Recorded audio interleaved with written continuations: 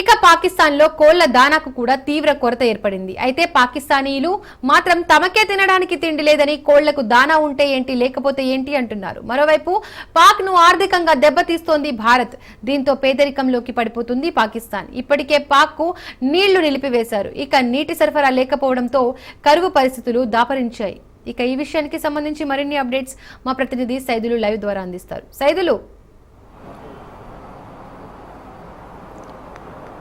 దీపిక, పాకిస్తాన్ ఆర్థిక పరిస్థితి చాలా ఘోరంగానే ఉన్నదని చెప్పవచ్చు. ఎందుకంటే పహల్గామ్ ఉగ్రదాడి తర్వాత ఆర్థికంగా పాకిస్తాన్ని భారత్ దెబ్బ కొట్టింది. ఒకటి సింధు జలాలని ఆపేయడంతో అక్కడ పరిస్థితి ప్రస్తుతం పాకిస్తాన్లో చాలా దుర్భరమైన పరిస్థితి నెలకొన్నట్టుగా కూడా మనకైతే సమాచారం అందుతుంది. సింధు జలాలని 1961 ఒప్పందం ప్రకారం తర్వాత వెంటనే ఇప్పుడు మనం ఆపేశాం కాబట్టి ఆ ఒప్పందాన్ని క్యాన్సిల్ చేస్తూ రద్దు చేసుకొని ఆపేశాంతో నీళ్లు లేక అక్కడ పరిస్థితి చాలా దారుణమైన పరిస్థితి ఏర్పడినట్టుగా కూడా మనకు తెలుస్తుంది. అంటే కనీసం తాగేందుకు కూడా అక్కడ నీళ్లు లేక ఒక్కో వాటర్ బాటిల్, అంటే మన దగ్గర ఇక్కడ కిల్లీ వాటర్ బాటిల్ 20 రూపాయలు పెడితే 1 లీటర్ వాటర్ బాటిల్ వస్తుంది. కానీ అక్కడ ఆ సిచ్యువేషన్ చూస్తే మాత్రం దాదాపుగా కొన్ని చోట్లయితే 100 రూపాయలు, కొన్ని చోట్ల 150 రూపాయలు పెట్టి కొనుక్కోవాల్సిన పరిస్థితి వచ్చిందంటే అర్థం చేసుకోవచ్చు. ఇక పాకిస్తాన్ని భారత్ ఏ విధంగా ఆర్థికంగా దెబ్బ కొట్టిందో చెప్పవచ్చు. ఈ ఆర్థికంగా పాకిస్తాన్ని భారత్ దెబ్బ కొట్టడంతో ఇక చైనాతో సహా మిగిలిన దేశాలన్నీ కూడా పాకిస్తాన్ నుంచి మెల్లగా వాడు వదులుకొని వెళ్ళిపోయే పరిస్థితి వచ్చింది. అంటే కొన్ని ఒప్పందాలు ఉంటాయి, అంటే ప్రపంచంలో ఉన్నటువంటి దేశాలకు సంబంధించి ఆయా దేశాలతో కొన్ని ఒప్పందాలు ఏర్పరచుకుంటారు.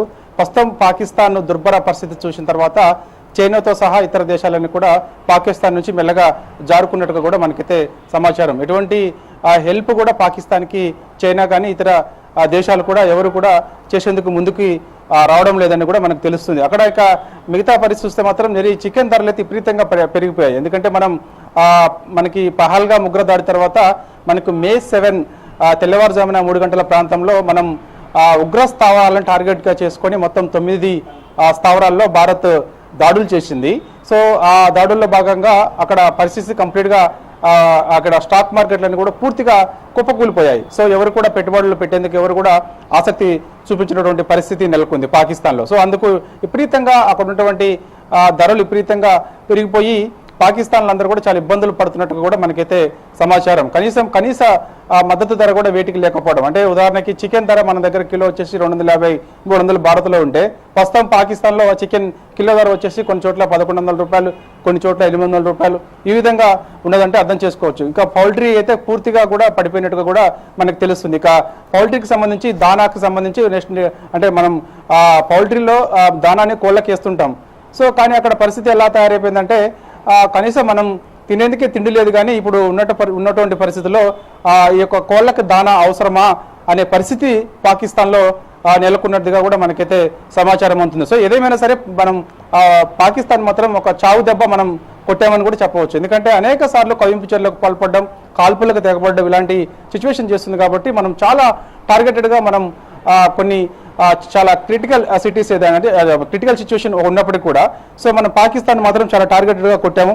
ఆ కొట్టిన ప్లేసులు చూస్తే మాత్రం ఎట్లా ఉందంటే పాక్లో మొత్తం 3 ఎయిర్ బేస్ల పైన భారత్ ఇరుచుకుపడింది. మొత్తం 3 ఎయిర్ బేస్లు అవి చాలా కీలకంగా ఉంటాయి వాస్తవం చెప్పాలంటే. పాకిస్తాన్లో రావల్పిండిలోని నూర్ఖాన్ వైమానిక స్థావరం పైన దాడి చేయడంతో అక్కడ పరిస్థితి చాలా దారుణంగా ఉందంట. రావల్పిండి అంటే మనకి షోయబ్ అఖ్తర్ మన క్రికెట్ బౌలర్ ఉంటారు, అతను రావల్పిండి అని చెప్తుంటారు. సో అలా అక్కడ పరిస్థితి చాలా దుర్భరమైన పరిస్థితి ఉందట ప్రస్తుతం అయితే.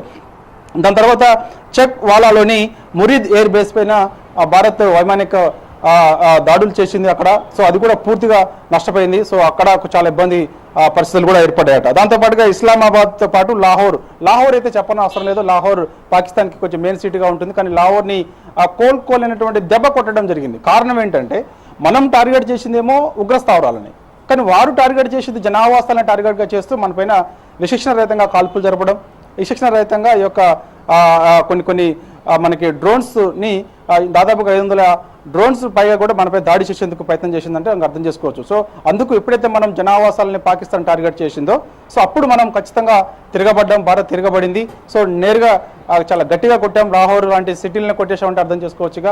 ఇక లాహోర్లో అయితే పరిస్థితి చాలా దారుణమైన పరిస్థితి. కనీసం అక్కడ తాగేందుకు కూడా వాటర్ లేవు అనేటువంటి సిచ్యువేషన్ అక్కడ నెలకొందట. కనీసం చాలా మంది లాహోర్ని వదిలిపోయే పరిస్థితి కూడా వచ్చిందట పాకిస్తాన్లో, ప్రస్తుత పరిస్థితి. కానీ పాకిస్తాన్ మాత్రం చెప్పుకునేందుకు సిగ్గుపడుతుంది. అలాంటి సిచ్యువేషన్ మా దగ్గర లేదనేది గొప్పలు చెప్పుకుంటుంది తప్ప ప్రపంచ దేశాలకు కూడా తెలిసిపోయింది పాకిస్తాన్ పరిస్థితి ప్రస్తుతం ఏ విధంగా ఉన్నది, ఏంటి అసలు వాళ్ళకి ఉన్నటువంటి సిచ్యువేషన్ ఏంటి, అది వారికి సహాయం చేయాలా లేదా అని. అంటే కనీసం సహాయం చేసేందుకు కూడా ఎవరు ముందుకు రావట్లేదు. కారణం ఏంటి? భారత్ దెబ్బ ఏంటో ప్రపంచ దేశాలకు తెలిసిపోయింది. కాబట్టి సో భారత్ పాకిస్తాన్ యుద్ధం జరుగుతుంది కాబట్టి ఈ సమయంలో ఎట్టి పరిస్థితుల్లో కూడా ఈ యొక్క యుద్ధంలో మేము జోక్యం చేసుకోమని స్వయంగా అమెరికా వైస్ ప్రెసిడెంట్ చెప్పారంటే ఇక అర్థం చేసుకోవచ్చు. సో మిగిలిన దేశాలన్నీ కూడా తోక ముడిచి వెళ్ళిపోయాయి. కాబట్టి ఎవరు కూడా జోక్యం చేసుకోవట్లేదు. పాకిస్తాన్ పరిస్థితి చాలా దారుణమైన పరిస్థితి పాకిస్తాన్లో నెలకొన్నట్టుగా కూడా మనకైతే సమాచారం అవుతుంది. సో ఏదేమైనా సరే దాదాపుగా చూస్తే మాత్రం పాకిస్తాన్లో ఇప్పుడు మనం ఇంతకుముందు చెప్పినట్టుగా 1960లో సింధు జలాల ఒప్పందం పూర్తిగా భారత్ రద్దు చేసింది. సో వాటర్ ప్రాబ్లం అక్కడ ఆల్రెడీ స్టార్ట్ అయింది. దాని తర్వాత చూస్తే మాత్రం ఇక స్టాక్ మార్కెట్లు పూర్తిగా అక్కడ కుప్పకూలిపోయాయి. చాలా దారుణమైన పరిస్థితి అక్కడ నెలకొందని చెప్పవచ్చు. ఇక చికెన్ రేట్లు కూడా ఇంతకుముందు మనం చెప్పినట్టుగా విపరీతంగా పెరిగిపోయింది.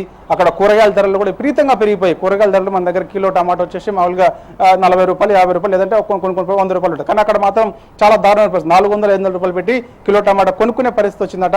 అసలు ఇప్పటికైనా సరే భారత్తో మనం ఎందుకు పెట్టుకున్నాం, ఇప్పటికైనా సరే చర్చలకు వెళ్ళండి, వద్దు భారత్తో యుద్ధం వద్దు అని చెప్పేసి కూడా అక్కడ ప్రజలు మొరపెట్టుకునేటువంటి పరిస్థితి వస్తుందట.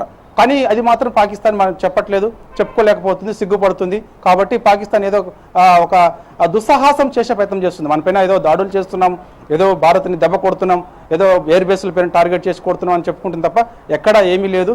ఆఖరికి ఎంత తప్పుడు ప్రచారం అంటే మన దగ్గర ఉన్నటువంటి 400ని అంటే మనం వైమానిక దళం 400 S-400ని ధ్వంసం చేశామనేది కూడా చెప్పుకుంటుంది. అంటే అలాంటి పరిస్థితి ఏర్పడిందంటే అర్థం చేసుకోవచ్చు. కొద్దిసేపటి క్రితమే మనకి విదేశాంగ శాఖ కార్యదర్శి విక్రమ్ మిస్త్రీ కూడా చెప్పారు, చాలా తప్పుడు ప్రచారం చేస్తూ వస్తుంది పాకిస్తాన్ సో అని చెప్పేసి కూడా చెప్పారు. ఇక మనం చేసిన దాడుల్లో ఏంటి అనేది కూడా చెప్పారు. అంటే కొంతమంది జరిగినటువంటి మీడియా సమావేశంలో ఇంగ్ కమాండర్ ఓమికా సింగ్ చాలా కీలక విషయాలు కూడా చెప్పారు. మనం పాకిస్తాన్ని ఎక్కడెక్కడ టార్గెట్ చేసే మొత్తం 36 ప్లేసులలో టార్గెట్ చేసి కొడితే దెబ్బకే తోక ముడిచి పారిపోయిందని చెప్పేసి కూడా చెప్పారు. కాకపోతే ఏదో ఒక మనకి పాకిస్తాన్ బోర్డర్లో ఉన్నటువంటి కొన్ని ప్రదేశాలను టార్గెట్గా చేసుకొని జనావాసాల్లోకి నేరుగా కాల్పులు జరుపుతున్నారు తప్ప అంతకు మించి వారు చేసేది ఏమీ లేదు. సో చైనా కూడా తోక ముడిచి పారిపోయింది. కాకపోతే ఒక టర్కీకి సంబంధించినటువంటి కొన్ని మనకి డ్రోన్స్ మాత్రమే కొన్ని బయటపడ్డాయి. అంటే వాళ్ళు మరి హెల్ప్ చేస్తున్నారా ఏంటనేది తెలియట్లేదు. వాస్తవంగా టర్కీకి మనం చాలాసార్లు హెల్ప్ చేశాం. ఒకప్పుడు భూకంపం వస్తే మనం టర్కీకి చాలా హెల్ప్ చేశాం. కానీ టర్కీ మాత్రం మరి ఎందుకు ఇలా వ్యవహరించింది అనేది కూడా ప్రపంచ దేశాలన్నీ కూడా దీన్ని బట్టి అర్థం, అంటే ప్రపంచ దేశాలు కూడా ఆలోచన చేస్తున్నాయి. దాంతోపాటుగా మన దేశం కూడా ఎందుకు టర్కీ ఈ విధంగా చేసింది, కారణం ఏంటి? టర్కీకి సంబంధించినటువంటి ఆనవాళ్ళు మన దగ్గర డ్రోన్స్ మన మీద దాడి చేసేప్పుడు మనం వాటిని తిప్పికొట్టగలిగాం ఒక వ్యూహం ప్రకారం. అప్పుడు ఆనవాళ్ళు గుర్తించారు కాబట్టి టర్కీకి సంబంధించినటువంటి డ్రోన్స్ని పాకిస్తాన్ ఉపయోగిస్తుందని అప్పుడు తెలిసింది. సో సరే ఏదేమైనా సరే కానీ ప్రస్తుతం అయితే పాకిస్తాన్లో మాత్రం చాలా దారుణమైన పరిస్థితి అయితే ఉందని చెప్పవచ్చు. ఇక మెయిన్ నగరాలు ఇస్లామాబాద్, రావల్పిండి లాంటి ధరలు అయితే దాదాపుగా అక్కడ చూస్తే మాత్రం విపరీతంగా పెరిగిపోయాయి. సో వాటితో పాటుగా వాణిజ్యం సంబంధాలు కూడా పూర్తిగా తెగిపోయాయి. అంటే ప్రపంచ దేశాలతోటి ఇతర పక్కన ఉన్నటువంటి దేశాలతో వాణిజ్య సంబంధాలు కూడా పూర్తిగా తెగిపోయి అక్కడ పరిస్థితి చాలా దారుణమైన పరిస్థితి ఉన్నట్టుగా కూడా మనకైతే వార్తలు వస్తున్నాయి. Deepika. Right Saidulu, thank you.